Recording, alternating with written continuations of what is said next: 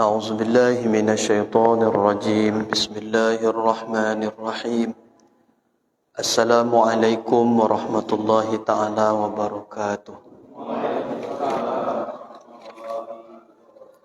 الحمد لله نحمده ونستعينه ونؤمن به ونتوكل عليه ونعوذ بالله من شرور أنفسنا ومن سيئات أعمالنا من يهده الله فلا مضل له ومن يضلله فلا هادي له أشهد أن لا إله إلا الله وحده لا شريك له وأشهد أن سيدنا ونبينا محمدا عبده ورسوله اللهم فصل وسلم وبارك على سيدنا محمد وعلى آله وصحبه أجمعين أما بعد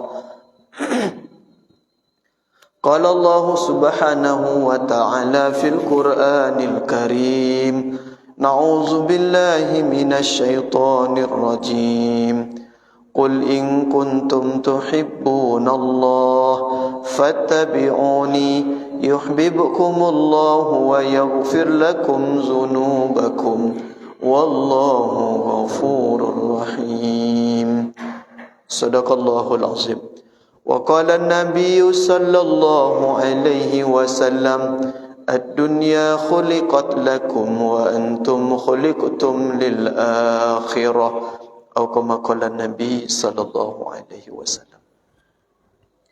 Para alim ulama, para ustaz, para guru kami, pengurus masjid, ibu-ibu majlis taklim, hadirin hadirat, tuan-tuan puan-puan, jemaah solat maghrib Masjid Alhamdulillah yang dimuliakan oleh Allah Ta'ala. Setinggi puji, sedalam syukur hanyalah milik Allah. Tidak ada yang patut diagungkan, dibesarkan melainkan Allah Ta'ala. Karena hadirnya kita di masjid, berjemaah, duduk dalam majlis ilmu, semata-mata karena pilihan Allah, karena kasih sayang Allah, karena taufik hidayah dari Allah Ta'ala. Kita hadir di masjid bukan sehat badan. Banyak lagi anak-anak muda yang badannya lebih sehat daripada kita. Kita ada di masjid bukan karena rumah kita dekat masjid. Banyak lagi orang yang rumahnya lebih dekat, jaraknya ke masjid daripada jarak rumah kita. Tapi Allah Ta'ala belum pilih.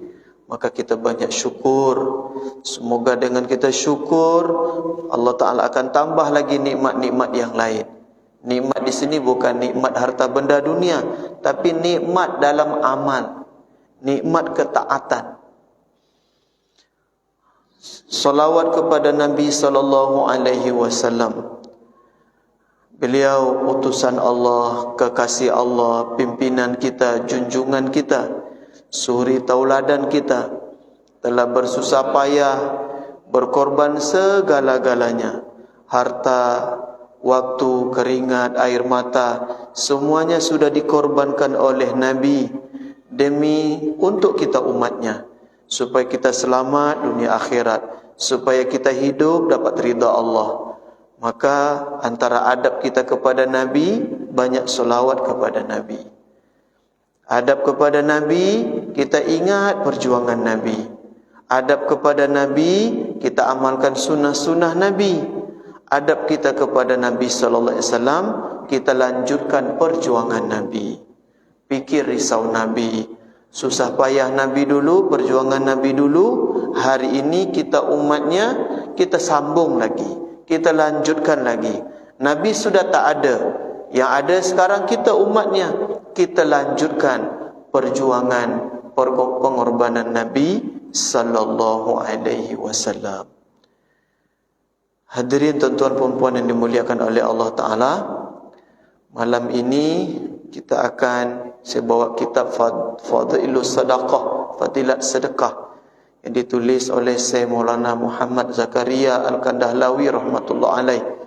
Malam ini kita akan bahas tentang apa keutamaan sedekah dan apa bahayanya kikir, kedekut. Kenapa ini penting untuk kita bahas? Karena antara tanda satu orang betul imannya kepada Allah, betul yakin dalam hati kepada Allah, dia semakin kurang cinta kepada harta, semakin semangat untuk sedekah, semakin senang mengirimkan hartanya ke akhirat. Berkurang simpanan dunia, semakin banyak simpanan tabungan akhirat. Itu tanda satu orang yakinnya betul kepada Allah. Satu orang kalau betul yakin dalam hati kepada Allah bahawa yang menjamin hidup, yang menjaga, yang memelihara adalah Allah Ta'ala, maka dia tidak akan takut untuk membantu saudara-saudaranya yang lain dengan hartanya. Apa sebab? Karena berimpak, bersedekah, membantu orang lain, ini adalah perintah Allah, sunnah Nabi SAW. Siapa dulu yang ada gerakan sedekah subuh? Siapa dulu yang buat? Almarhum, siapa yang meninggal yang Quran ini? Siapa? Yang selalu pakai sorban? Syekh Ali Jabir kalau tak salah dulu. Ya betul, almarhum. Beliau dulu pernah menggalakkan sedekah subuh, walaupun ustaz-ustaz ulama yang lain juga. Ini hadis pertama ini kita akan awali dari situ. Ini hadis muttafaqun alaih, dikutip dari kitab Mishkat oleh penulis kitab ini. Kita simak baik-baik, kita renungkan, dan tidak hanya sekadar kita tahu, tapi kita lepas ini kita niat untuk kita amalkan, terutama saya yang menyampaikan. An Abi Hurairah radhiyallahu taala anhu qala qala Rasulullah sallallahu alaihi wasallam. Dari Abu Hurairah radhiyallahu taala anhu, ia berkata bahawa Nabi sallallahu alaihi wasallam bersabda, "Ma min yaumi yusbihul ibadu fihi illa malakani yanzilani." Ketika seorang hamba berada pada waktu pagi, pada waktu subuh, illa malakani yanzilani, melainkan ada dua malaikat akan turun kepadanya. Fayaqulu ahaduhuma, lalu salah satu dari malaikat itu berdoa, Allahumma, ini doa malaikat ni, Allahumma a'ti munfiqan khalafan, Allahumma a'ti munfiqan khalafan, ya Allah, berilah pahala kepada orang yang menginfakkan hartanya. Wa yaqulul akhar, malaikat yang satu lagi doa juga. Apa doanya? Allahumma a'ti munsikan talafan, ya Allah, malaikat kedua berdoa, ya Allah, binasakanlah, hancurkanlah harta orang-orang yang bakhil. Faham Bapak Ibu? Faham? Kata Nabi apa? Pada waktu subuh, dua malaikat akan datang kepada seorang hamba. Dua malaikat tadi, dua-duanya berdoa. Yang satu doanya doa baik, yang satu doanya doa buruk. Kalau saya berdoa mungkin tak makbul, bukan mungkin, banyak tak makbul lah, dosa banyak. Tapi kalau Pak Haji doa, insya-Allah makbul lah. Jemaah masjid alhamdulillah ini doa makbul. Saya doa mungkin tak makbul. Tapi yang ini yang berdoa itu bukan imam masjid, bukan Bilal, bukan jemaah masjid. Ni yang doa siapa? Siapa doa? Di malaikat yang doa.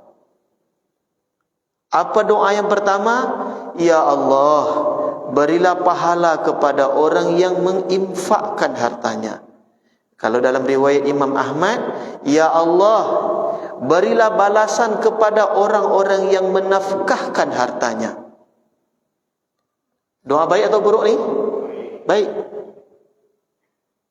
Semoga Bapak Ibu yang istiqomah sedekah subuh dapatlah doa ni. Kapan doanya ni? Waktu subuh. Yang kedua, doa buruk. Ya Allah, binasakanlah, hancurkanlah orang-orang bakhil, harta orang-orang bakhil. Dalam riwayat Imam Ahmad, ya Allah, binasakanlah orang-orang bakhil karena tidak mau menginfakkan hartanya. Saya mengingatkan diri saya sendiri dan kita semua. Betul, kita ni semua cinta harta, Pak. Nak dapatkan harta ni susah. Kumpul-kumpul, hemat dapatlah terkumpul sedikit. Kadang gara-gara susah payah nak kumpul duit, harta, sampai dia masuk dalam hati nak keluar jadi susah. Tapi ingat, harta yang kita dapat, yang kita kumpul, itu pun bukan milik kita, itu pun titipan Allah. Titipan siapa?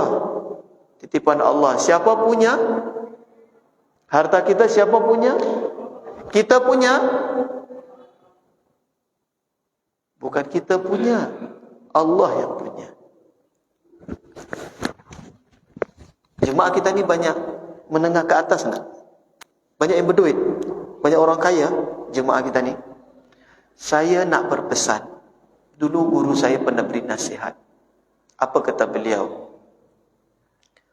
Rodi, kalau ada orang kaya diberi harta oleh Allah, kemudian dengan hartanya itu dibantu orang lain, dia jadi orang yang permurah, orang yang dermawan, dia bantu anak yatim, bantu masjid, banyak yang dia bantu dari hartanya.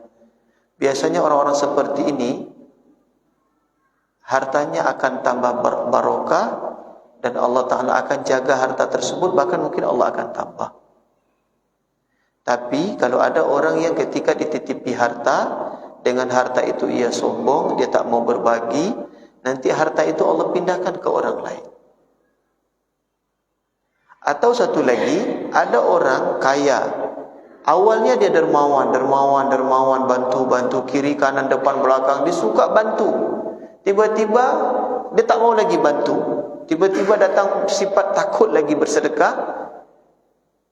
Biasanya orang seperti ini nanti Allah akan uji supaya harta ini jadi berkurang, bahkan sampai habis.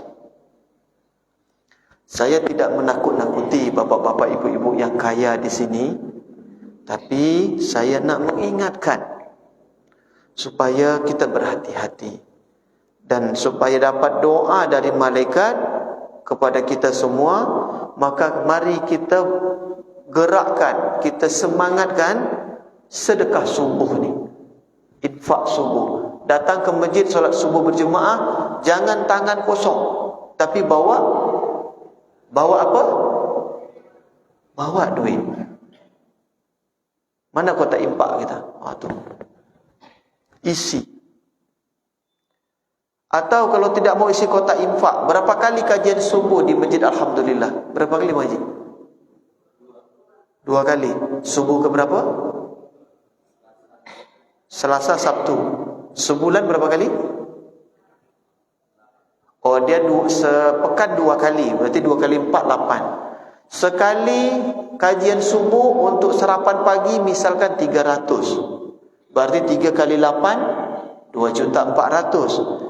Kalau tak mau kotak infak, tak apa, langsung ambil tanggungjawab. Okey, dalam sebulan berapa kali nak ambil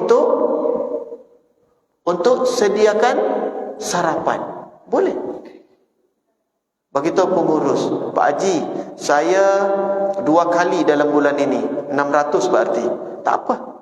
Kan nanti diberikan untuk itu waktu subuh dan dipakai untuk setelah kajian subuh. Tak apa. Maksudnya Bapak Ibu sekalian, berhati-hati. Jangan sampai kecintaan kepada harta masuk dalam hati sehingga kita takut. Kita takut untuk mengirimkan harta kita kepada Allah. Yang beri kita harta Allah, patutnya kita semangat untuk kembalikan. Kita infakkan sesuai dengan apa keinginan Allah Ta'ala. Dulu ada 2 orang. Yang satu orang kaya, satu orang miskin. Orang kaya ni dia suka betul menolong orang dari hartanya. Semakin dia banyak menolong, semakin Allah tambah hartanya. Dia pun heran, kenapalah harta ini bertambah, tak berkurang, makin bertambah. Rupanya karena kedermawanannya. Tapi ada satu orang miskin, makin miskin. Ketika ditanya, bang, abang walaupun miskin, abang jangan kedekut. Abang tetap sedekah seberapa yang abang mampu. Dia jawab, macam mana aku nak sedekah, yang ada pun tak cukup. Kain di badan saja. Dia bilang begitu, Pak Haji. Yang ada apa? Kain di badan, tak ada apa nak sedekah. Baru dia ngomong begitu, datang angin kencang, kain di badan pun terlepas. Ini bagi siapa ni? Bagi orang yang kufur. Kemudian saya ingin ingatkan, infak, sedekah, dia bukan pada nominal jumlah, Bapak Ibu sekalian. Pak Haji punya harta 100 juta. Ni contoh, Pak Haji punya harta 100 juta. Saya punya harta 10 juta. Siapa yang banyak? Pak Haji lebih banyak pada saya. Pak Haji 100 juta, saya 10 juta. Pak Haji dari uang 100 juta, Pak Haji sedekah 500 ribu. Okey, Pak Haji sedekah 1 juta. 1 juta dari 100 juta itu berapa persen? Berapa persen? Berapa? 1%. Saya punya uang tadi berapa? 10 juta. Saya sedekah 100 ribu. Berapa persen? 100 ribu dari 1 juta? Mana lebih banyak sedekah saya 100 ribu daripada Pak Haji 1 juta? Jawab. Mana lebih banyak? Mana lebih banyak? Sudah mulai khilafiah nampaknya. Mana lebih banyak? Pak Haji infak 100 dari uang 1 juta, keluarkan 1 juta. Saya ada uang 10 juta, saya sedekah 100 ribu. Mana lebih banyak sedekah Pak Haji daripada saya? Kenapa sama? 1 juta dengan 100 ribu, mana banyak? Mana lebih banyak 1 juta daripada 100 ribu? Banyak 1 juta. Terus kenapa jawab sama pula? Karena sama-sama 1%. Jadi kalau ada list donatur, Pak Haji Ahmad 1 juta, Pak Fauzi 100 ribu. Hati-hati, jangan sampai kita memponis, apa Pak Fauzi ni kedekut ni, orang 1 juta, dia 100 ribu. Jangan. Boleh jadi dia punya uang 500 ribu, dia sedekah 100 ribu. Berapa persen tu, Pak? 35%. Pak Haji 100 juta, dia sedekah 1 juta, 1%. Banyak mana 35% berbanding 1%? Hati-hati, jangan sampai kita langsung memponis, mencap, ini Bang Haji Iwan kedekut ni, mana pernah menulis lebih pada 1 juta, sikit-sikit saja. Padahal beliau mungkin dalam keadaan itulah cuma uang yang tersisa yang ada di dompet. Faham Bapak Ibu?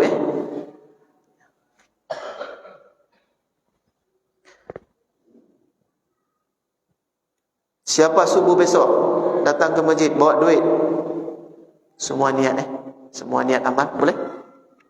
Bukan pada jumlah tapi persentase. Syukur-syukur jumlahnya banyak, kemudian hatinya pun ikhlas semata-mata karena Allah Ta'ala. Hadis yang kedua, sambung. Ini sangat populer hadis ini. Ini juga diriwayatkan oleh muttafaqun alaih, diambil dari kitab Mishkat. An Abi Hurairah radhiyallahu ta'ala anhu qala Rasulullah sallallahu alaihi wasallam, ghufira limra'atin mumisatin marrat bikalbin ala ra'sin rakiyin yalhasu kada yaqtuluhu al-'atash fanaza'at khuffaha fa'awsaqathu bi khimariha fanaza'at lahu minal ma'. Saya batuk bukan minta air, saya batuk karena memang batuk saya. Dari Abu Hurairah radhiyallahu ta'ala anhu, Nabi sallallahu alaihi wasallam bersabda, seorang wanita penzina telah diampuni dosanya karena ketika dalam perjalanan ia melewati seekor anjing yang menengadahkan kepalanya sambil menjulurkan lidahnya, hampir mati kehausan.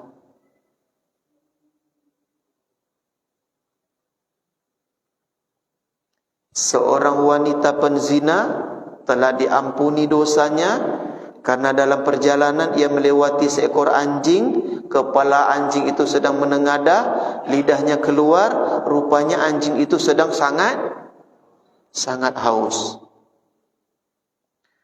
Maka wanita tersebut menanggalkan, membuka sepatu kulitnya, lalu mengikatnya dengan kain. Kemudian anjing tersebut diberi minum oleh pelacur tadi. Faghufira laha bizalik. Qila inna lana fil bahaimi ajran. Qala fi kulli dhi kabidin ratbatin ajrun. Seorang bertanya, apakah ada pahala bagi kita berbuat baik kepada binatang? Satu orang bertanya kepada Nabi SAW, wahai Rasulullah, apakah ada pahala kalau kita berbuat baik dengan binatang?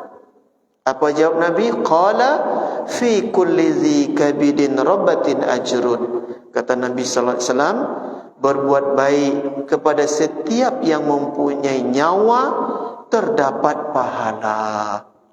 Walaupun seekor anjing. Allahu akbar. Yang menolong wanita ini disebut bukan wanita soleha, wanita yang hina dalam pandangan masyarakat, wanita penzina. Yang ditolong bukan unta, bukan kambing, sapi yang kalau disembelih dagingnya halal. Yang ditolong siapa Pak Ji? Seekor binatang yang kalau dia jilat kita mesti cuci 7 kali, sekali dengan air tanah. Anjing, binatang yang najis. Tapi Allahu akbar, walaupun wanita penzina yang ditolong seekor anjing, ini pun bisa menjadi sebab Allah Subhanahu wa taala ampuni dosa wanita penzina tadi. Masya Allah. Ketika ditanya, apakah ada pahala berbuat baik kepada binatang? Jawab Nabi apa? Berbuat baik kepada setiap yang mempunyai nyawa, ada pahalanya. Bagi bapak-bapak yang suka hobi memelihara burung, kan ada yang hobi macam-macam jenis burung dalam sangkar dipelihara.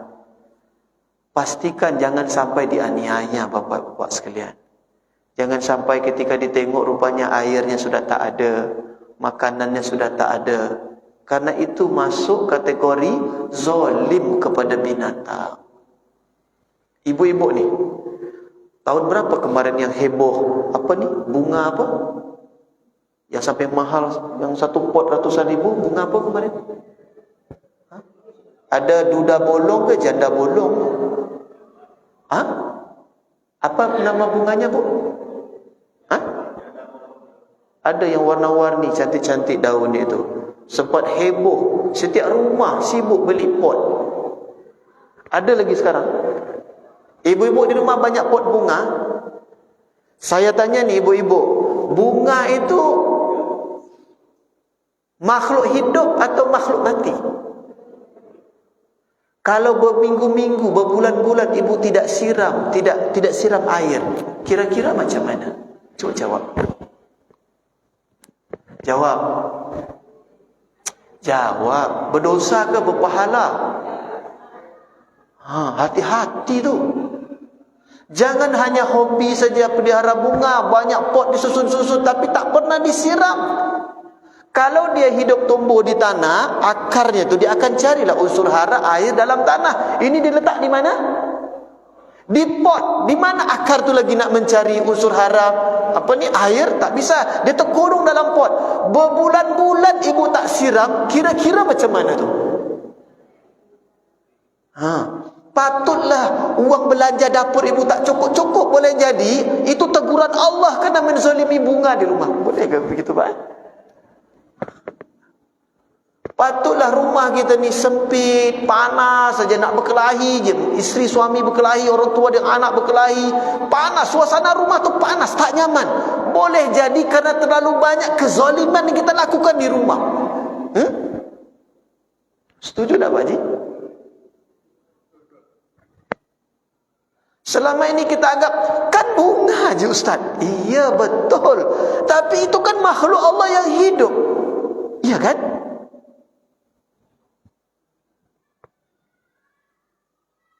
Kenapa sampai ke situ pembahasan kita? Kalau ibu-ibu sudah tak sanggup nak pelihara bunga tu, sedekahkan. Mungkin ada orang lain yang bisa jaga, rawat. Kerana ada riwayat yang lain, wanita ahli ibadah memelihara kucing sampai kucing itu mati. Kata Nabi, wanita ahli ibadah itu masuk neraka kerana zalim kepada kucing. Zalim kepada kucing bisa masuk neraka. Baik kepada anjing bisa masuk surga. Sekarang saya tanya Bapak Ibu, bagaimana kalau kita baik dengan umat Rasulullah sallallahu alaihi wasallam? Kalau baik dengan anjing saja bisa masuk surga, bagaimana kalau kita buat baik dengan sesama jemaah masjid ni? Allahu Akbar.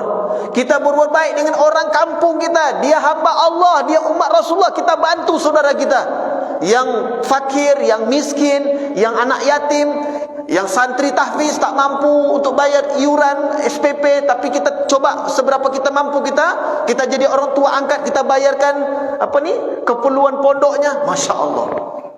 Kalaulah menolong binatang saja bisa masuk surga, apalagi menolong manusia sebagai sebaik-baik makhluk ciptaan Allah, menolong orang Islam yang dalam hatinya ada kalimah la ilaha illallah.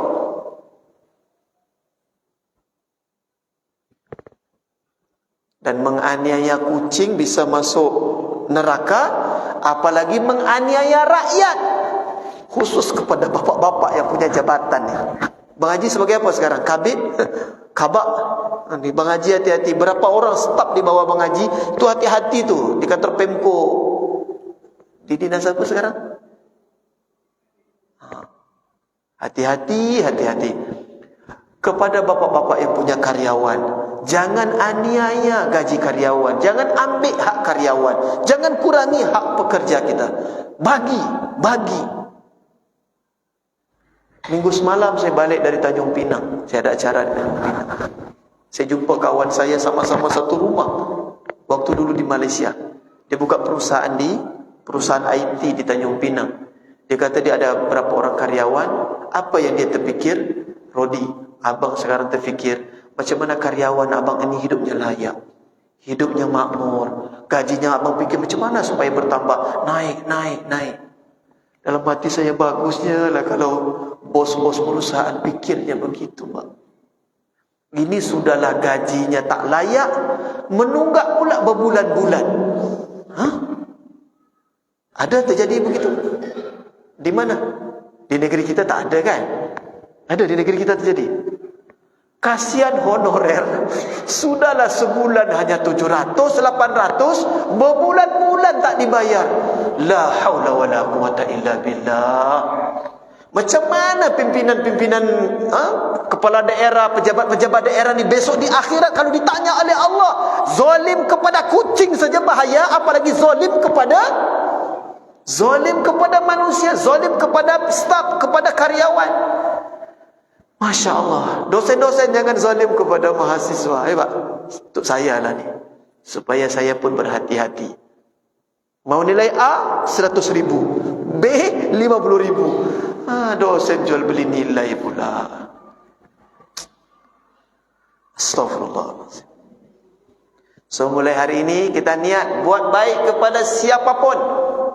Saya ingatkan, kalau kita jalan, jangan ada yang petik-petik daun. Jangan. Kadang kita usil Pak, lewat-lewat. Jangan.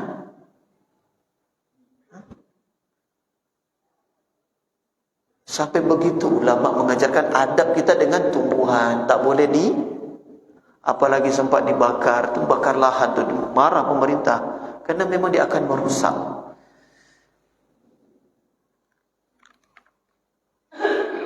Baik, kita lanjut.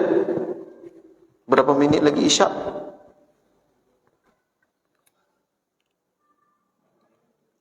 Ini yang berikut ni peringatan untuk kita ahli-ahli masjid ni. Tolong simak baik-baik. Untuk saya juga ni. Hadis riwayat Imam Tirmizi. An Abi Hurairah radhiyallahu taala anhu. Qala Rasulullah sallallahu alaihi wasallam. Dari Abu Hurairah radhiyallahu taala anhu, ia berkata bahawa Rasulullah sallallahu alaihi wasallam bersabda, As-sakhiyyu qaribun minallah, qaribun minal jannah, qaribun minan nas, ba'idun minan nar. Orang yang dermawan dekat dengan Allah, dekat dengan surga, dekat dengan manusia, jauh dari neraka.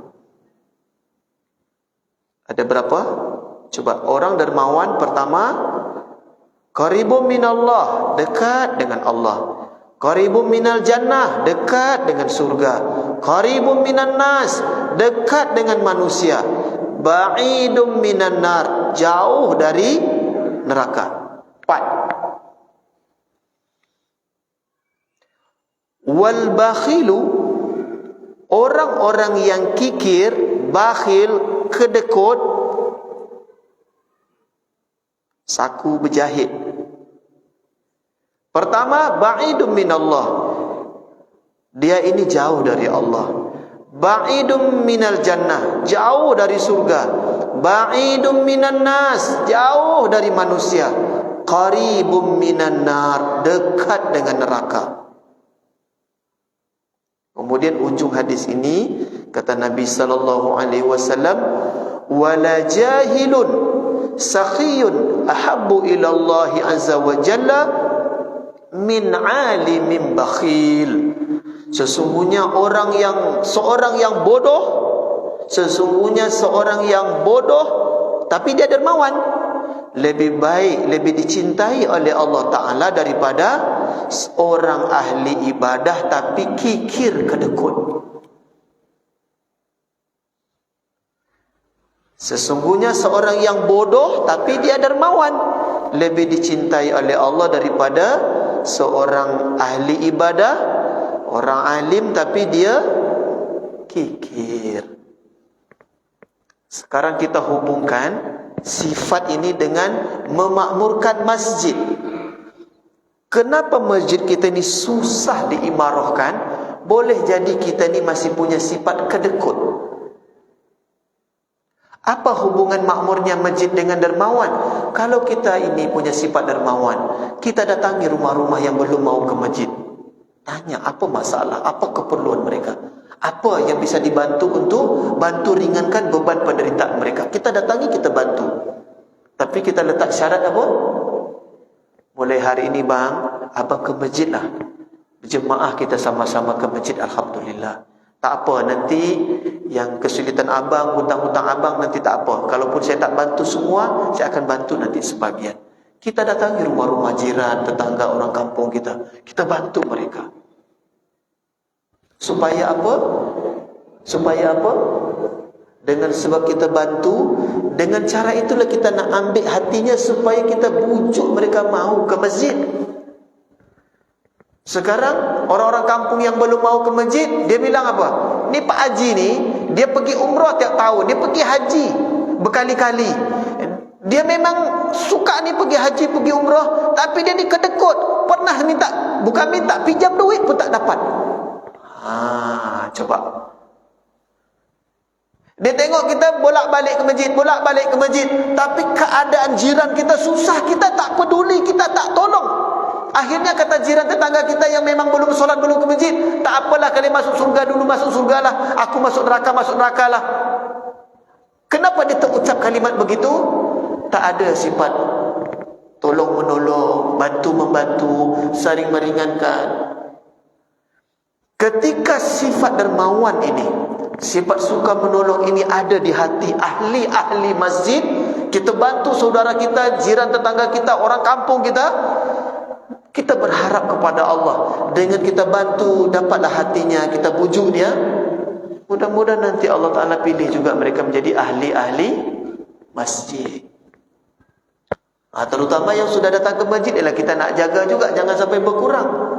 Coba tengok Pak kiri kanan yang muka-muka pucat tu Pak, coba tanya, ada masalah tak? Saya tengok kiri kanan, agak-agak kusut ya.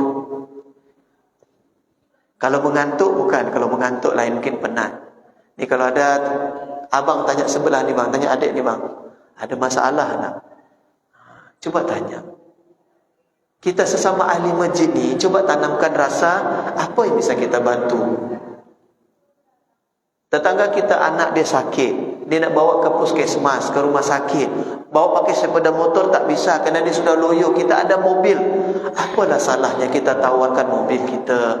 Atau kita sudah beritahu ke tetangga, kalau ada apa-apa yang perlu pakai mobil, beritahu. Sakit ke, ada apa-apa urusan, tolong cepat beritahu saya. Mobil saya ni saya beli memang niatnya untuk bantu. Kita sudah beritahu. Jangan sampai tetangga kita nak pinjam mobil, nak minta tolong pun takut. Sebab kita ni termasuk orang yang terlalu sayang dengan mobil. Kalau ada anak-anak sudah dekat sini, jauh. Kita sudah usir anak-anak, sehingga tetangga kita pun takut nak pinjam mobil kita. Bersedia Bapak Ibu sekalian? Orang dermawan dekat dengan Allah, dekat dengan surga, dekat dengan manusia. Orang dermawan pasti kawannya banyak. Setiap duduk, dia pergi kedai, duduk di kedai, satu kedai itu dia sudah bayar. Macam kebiasaan di kedai sebelah. Siapa biasa yang selalu bayar Bang Haji? Mana donaturnya? Biasanya kalau habis kajian, habis solat isyak, dia bawa ke sebelah, dia tanya nasi goreng lah, apa lagi? Mi sagu lah, dia tanya. Biasanya orang dermawan di mana-mana kawannya banyak, Pak. Buah dari apa? Buah dari kedermawanan tadi. Orang kedekut, siapa mau berkawan dengan orang kedekut? Orang kedekut, dia punya kawan kedekut, itu pun dia tak mau berkawan dengan kedekut. Walaupun dia kedekut, dapat kawan kedekut pun dia tak mau. Betul tidak? Astagfirullahaladzim. Orang dermawan dekat dengan manusia, jauh dari neraka. Sedangkan orang kikir, dengan Allah dia jauh, dengan surga dia jauh, dengan manusia pun dia akan dijauhi, dengan neraka dia dekat. Kalau dipandang dari sisi tauhid, orang yang kedekut ni diragukan yakinnya kepada Allah. Sebab orang-orang yang betul yakin kepada Allah, pasti dia tidak akan takut berbagi, kerana dia yakin yang mencukupkan rezeki, yang menjaga rezeki adalah Allah Ta'ala. So bersedia kita semua niat nanti balik ke rumah, tanya berapa tabungan, berapa yang disimpan di deposito, di rekening, berapa yang bisa dikeluarkan untuk bulan ini.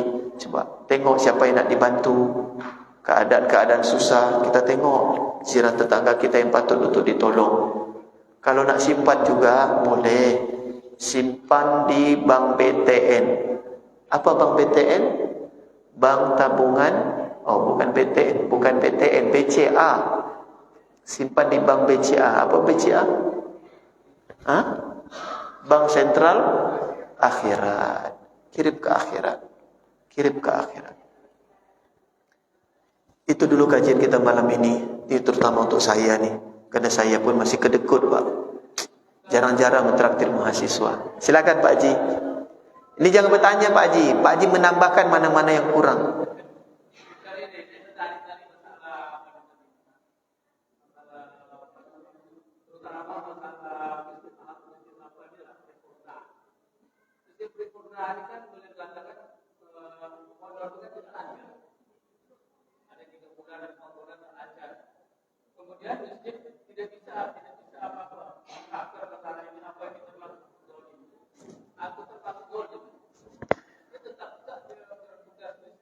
Ini live streaming nih kalau dijawab nanti bahaya enggak nih?